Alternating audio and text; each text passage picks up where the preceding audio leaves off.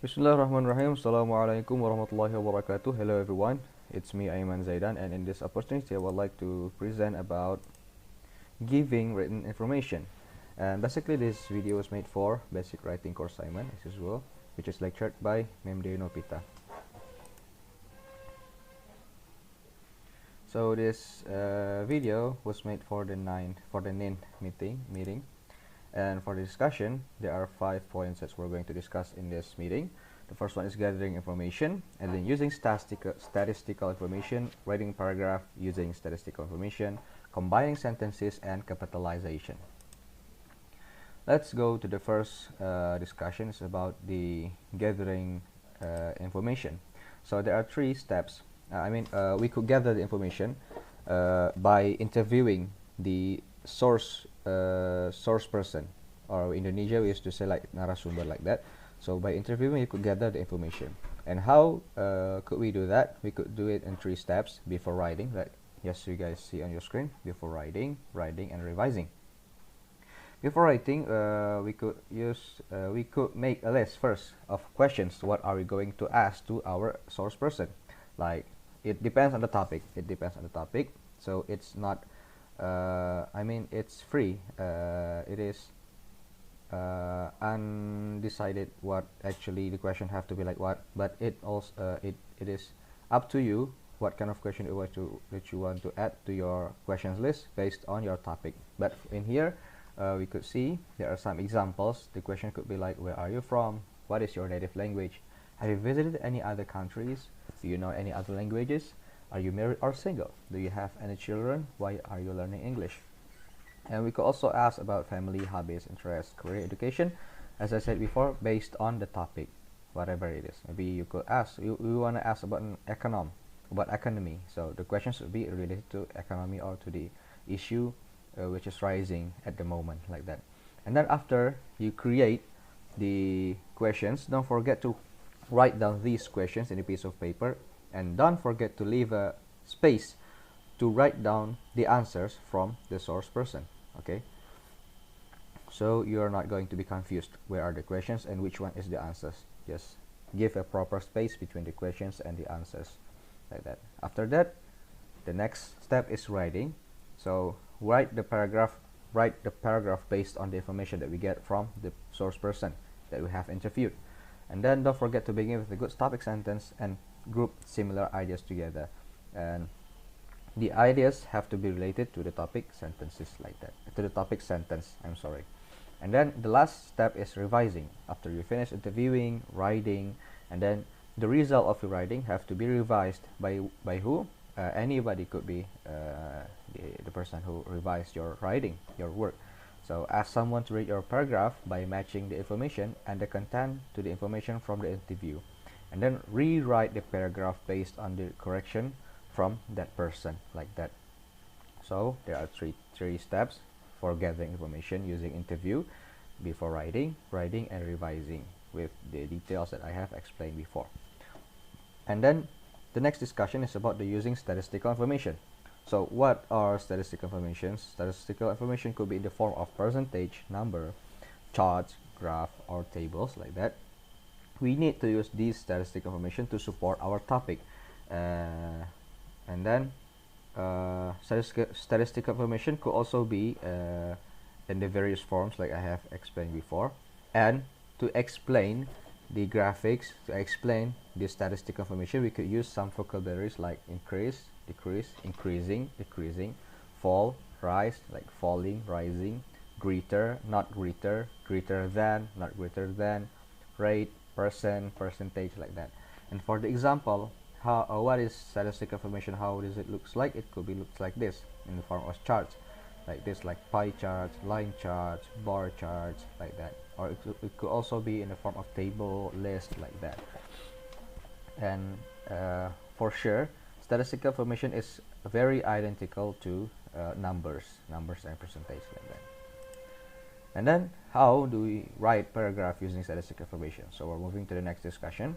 You guys could see I have tried to create a statistical information. I said this is selective, but we could use this example. So this is the statistical information about meatballs sales rate in the campus, in the university. But where we're not going to mention it, but you just could say that this is in University of Maritime Raja Ali Haji. The meatballs sales rate from 1st to 10th January 2021. You guys could see the graphic, I mean the statistic data is increasing, decreasing, increasing, going up and down, and then we should create a paragraph based on this data. Okay, and I have tried to write it down. You guys could see here. Let me read it, the paragraph that I have tried to work before. So canteen employees recorded meatball sales figures from January 1st to January 10th 2021. The highest sales rate is on 3rd and 9th January. Okay, the highest sales 3rd and 9th. You see, this is the 3rd and 9th. So it is true that the paragraph, the sentence is based on the statistic data. 3rd on 9th January, 30 bowls of meatball was sold. Okay, you could see here 30 bowls. Okay, correct. The lowest sales rate is on the 5th and 6th January. There are only 10 bowls was sold. Okay, I'm sorry, I have typed a wrong capitalization right here. I used there with capital. It should not be like this. It should written down in a small not capital letter, or I should change this comma into dot. Okay, I'm sorry. But the lowest sales rate is on the 5th and 6th January. There are only 10 balls were sold. 5th and 6th. So this is the lowest sales rate from the meatball from 1st to 10th January. Only 10 balls were sold. Then the sales rate on 1st and 8th January are greater than, okay, are greater than the sales rate on 5th and 6th. Okay, the 1st and 8th. The first 15 balls, 8 15 balls are greater than the 5th and 6th. Okay, greater than, you could see the word that we have learned before in the previous discussion. Greater than. Okay, this is 10 balls and 15 balls. 15 is greater than 10, and 10 is not greater than 15, like that. And the sales rate on the 1st and 8th January are not greater than the sales rate on 2nd, 4th and 10th January. 2nd, 4th and 10th January are greater than the 1st and the 8th January sales rate, and the 1st and 8th January sales rate are not greater than the 2nd, the 4th and the 10th, like that. From this data, we could conclude that the meatball sales rate are increasing and decreasing unexpectedly from day to day, like that. So you guys maybe could try to, maybe you guys find out some real statistic data, and let's try to write down a paragraph based on the data, like that. But I'm sorry, in this opportunity I could only provide fictive statistic data, because yeah, I'm still not able to find out a reliable data that I could read the data. I'm sorry, it's my mistake. And then the next discussion about this combining sentences. So about combining sentences, we could gather about combining sentences, how can I say it, it's like to make our writing more interesting, like that. So we could combine two sentences with words like and, but, and or, like this. And, but, and or. So what's the function? And is to add one idea to another, but is to show contrast, and or is to give a choice. For example, here we have two sentences for each word. Here, Arnold has a lot of money. Arnold spent his money in the right way. So we could combine these sentences to make it more interesting. So it looks like this: Arnold has a lot of money, and Arnold spent his money in the right way. Don't forget to put a comma before these words, before and, but, and or. Put a comma before them. And then for but, to show contrast, we could see the contrast is I stayed up late at night. I did not do anything. We could combine these sentences. It could be looks like this: I stayed up late at night, but I did not do anything, like that. And the third is or, to give a choice. You see that we could give a choices between we can do it here in the class, we can do it later on my house. So we could combine the sentences. It could be looks like this: we can do it here in the class, or we can do it later on my house, like that. I hope that you could understand what I'm talking about. And then the next material is about capitalization. So this is important about capitalization, and I'm sorry, I just made a mistake on my previous material about the the word that I should not wrote it in the capital, but I capitalize it. And these are the rules. When could we use capitalized words? When should we use capitalization?